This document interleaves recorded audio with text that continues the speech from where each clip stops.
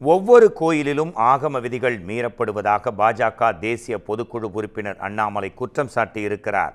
கோவை துடியலூரில் இந்து முன்னணி அமைப்பின் சார்பில் நடைபெற்ற பொதுக்கூட்டத்தில் பேசிய அவர், கோயில் நகைகளை உருக்கி வங்கியில் டெபாசிட் செய்த கணக்கில் எந்தவிதமான வெளிப்படைத்தன்மையும் இல்லை என்று அவர் கடுமையாக விமர்சனம் செய்திருக்கிறார். அதை இப்போது பார்க்கலாம்.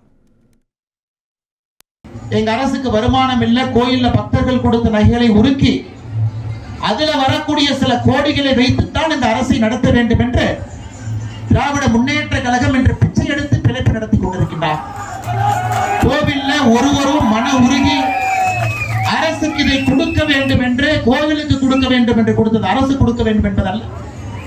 அதற்கு அரசு சொல்றாங்க, இல்ல உடைஞ்சு போன நகை, பயன்படுத்த முடியாத நகையை உருக்கி இருக்கின்றோம் என்று. ஆனால் இதுவரை தமிழ்நாட்டில் எத்தனையோ சாமானிய மக்கள் கேள்வி கேட்டும் கூட, எவ்வளவு டன் நகையை உருக்குனீங்க, அது எப்படிப்பட்ட நகை, அது உருக்கப்பட்ட நகை எங்கே இருக்கிறது, அதன் மூலமாக எவ்வளவு வருமானம் அரசுக்கு வந்திருக்கிறது, அந்த வருமானத்தை என்ன செய்திருக்கின்றீர்கள் என்பதற்கான பதில் கிடையாது.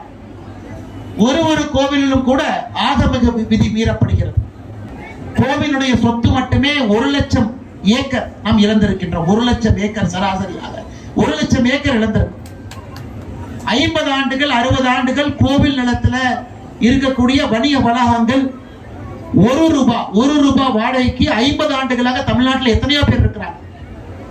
அதனால்தான் கோவில் மூலமாக, கோவில் சொத்துக்கள் மூலமாக அறநிலைத்துறைக்கு தமிழகத்தில் வரக்கூடிய மொத்த வருமானமே 300 கோடி தான்.